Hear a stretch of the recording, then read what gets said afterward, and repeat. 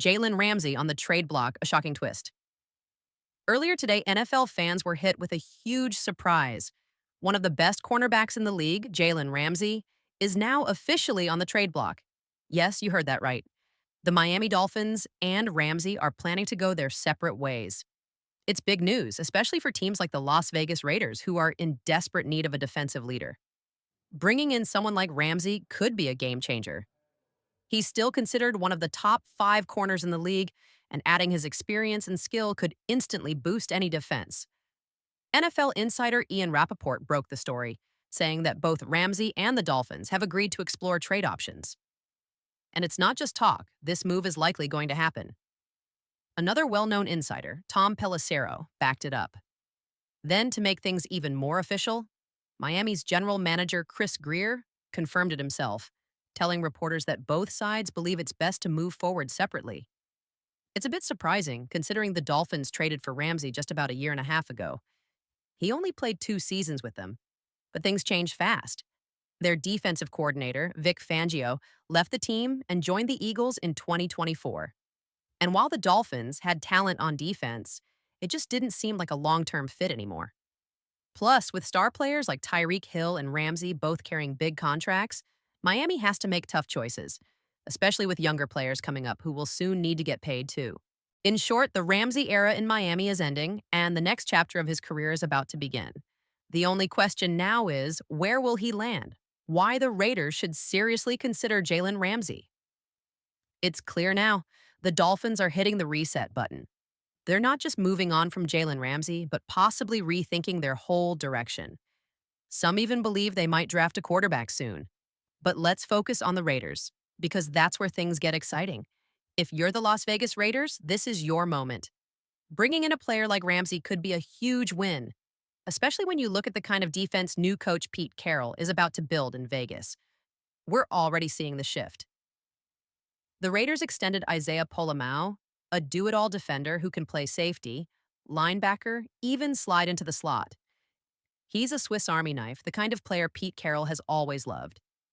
Think Cam Chancellor, one of Carroll's all-time favorites. Or Jamal Adams, another versatile weapon Carroll once paid big money to bring in. Now, the Raiders are clearly moving away from Patrick Graham's old defensive system and leaning into Pete Carroll's style. And Ramsey fits that mold perfectly. They've signed more players who match Carroll's vision, like Jeremy Chin, who's a lot like Polamau. Then there's Eric Stokes, a long and physical corner, standing 6 feet 1 inch or 6 feet 2 inches. That's exactly what Carroll wants: bigger, stronger, zone-based defenders, not the smaller, quicker corners like Jack Jones. And here's where Ramsey becomes a dream fit. He may not be in his prime at 30, but he still plays at a high level. Just last season, he allowed only 546 receiving yards, 2 touchdowns, and managed 2 interceptions with 5 pass breakups. Those are solid numbers, especially considering he's been bouncing between different schemes since his days with the Rams and now Miami. In the Raiders' new system, Ramsey wouldn't just survive, he'd thrive. He brings experience, leadership, and the kind of physical style that Pete Carroll's defenses are built on. So really the question isn't whether Ramsey is still elite. It's whether the Raiders are ready to take a big step forward. Because Ramsey might just be the missing piece. Why trading for Ramsey is a smart, low-risk move for the Raiders. Now here's the kicker. Jalen Ramsey likely won't cost the Raiders much in a trade. He's not in his prime anymore, which means the Dolphins probably won't get anything more than a 4th-round pick. Honestly, even that might be generous. If you're the Raiders, this is a steal. Send Miami a future 4th-rounder, maybe even less, and land a player who could instantly raise your defense's ceiling. And the best part? The contract actually works in the Raiders' favor. Ramsey carries a $16.6 million cap hit in 2025. But here's the thing. Because the Raiders didn't originally sign that deal, they're not responsible for the future dead money. If the Dolphins cut ties with him after 2025, they eat the $18.4 million dead cap, not the Raiders. For Las Vegas, it's basically a 1-year, $16.6 million deal. That's it. But they could also extend him, offer another year, say $25 million for 2026. And you've now got Ramsey locked in for 2 years at around $20 to $21 million per season. For a potential game changer in the secondary, that's a solid deal. Now, let's talk about something interesting Asante Samuel once said. He suggested Ramsey might be even better as a safety at this stage of his career. Think about it. He's smart, reads the game well, and has great instincts. He could bait quarterbacks into bad decisions, just like Charles Woodson did late in his career. Woodson moved to safety and still snagged 4, 5, even 6 interceptions per season in his final years. Ramsey could follow the same path, especially in a zone-heavy scheme like the one Pete Carroll is building.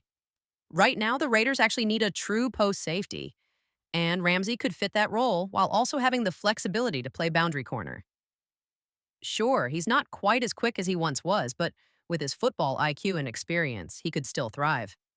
Bottom line, Ramsey gives the Raiders options and upside. Corner or safety, short term or extended deal, this move just makes sense.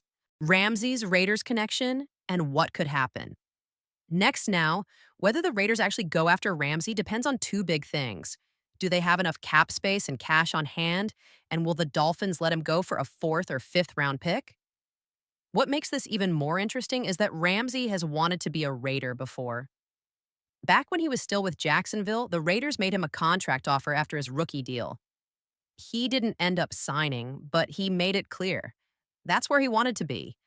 He even said, "Please get me here, please get me here." At that time, it was still the Oakland Raiders, and he was practically begging to join them. So there's already history and interest. Now it's up to guys like John Spytek and Pete Carroll to make the right call. So far, they've played it smart. No reckless spending in free agency, which now puts them in a strong position. When you save your cap space, you stay ready for opportunities like this. Players like Ramsey don't stay on the trade block for long, and he won't be the last big name either. A couple of years ago, Devontae Adams was available, but the Raiders may have overpaid for that one.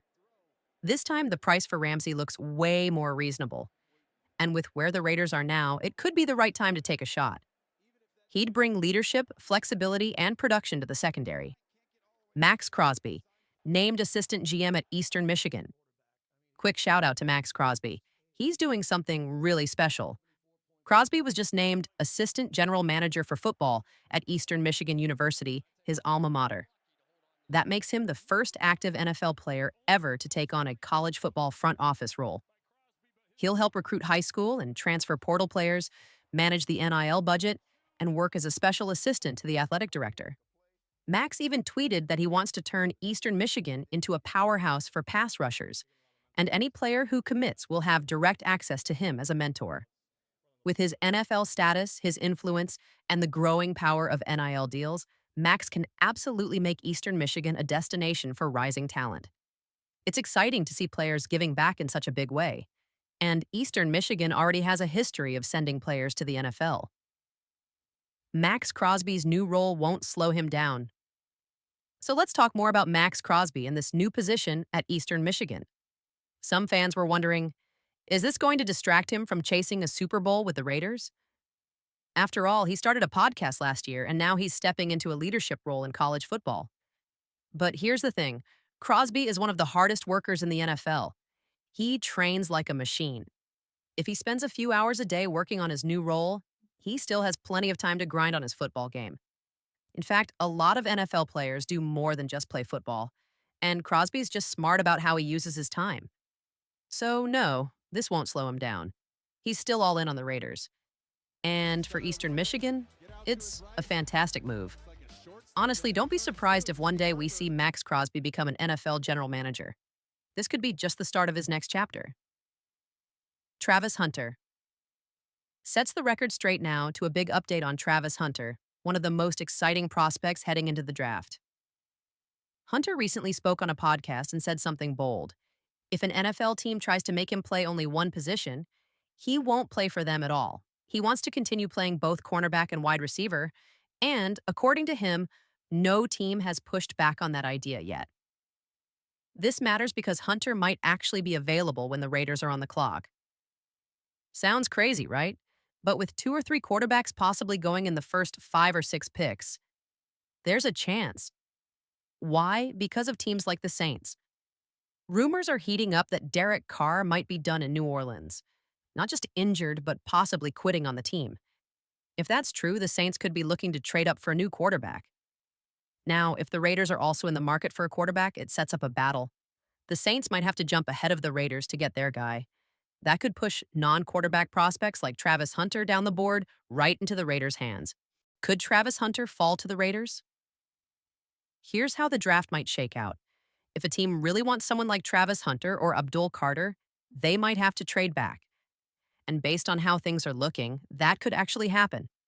Most people think Cam Ward will go number 1 overall.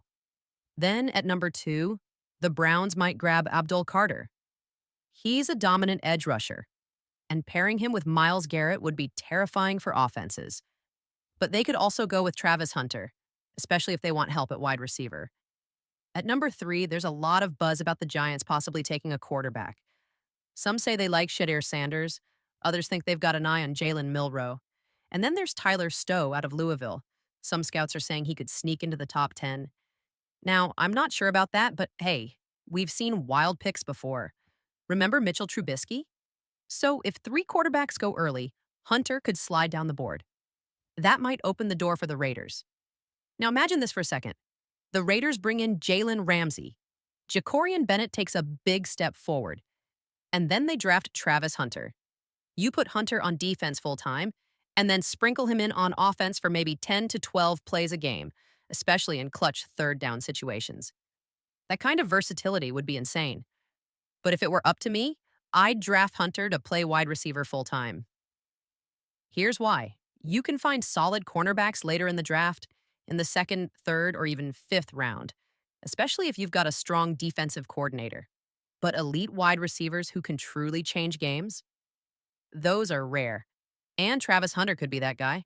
So when he says he won't play for a team that limits him to one position, part of me hopes that causes him to slide to pick 6. And if that happens, the Raiders need to be ready to strike.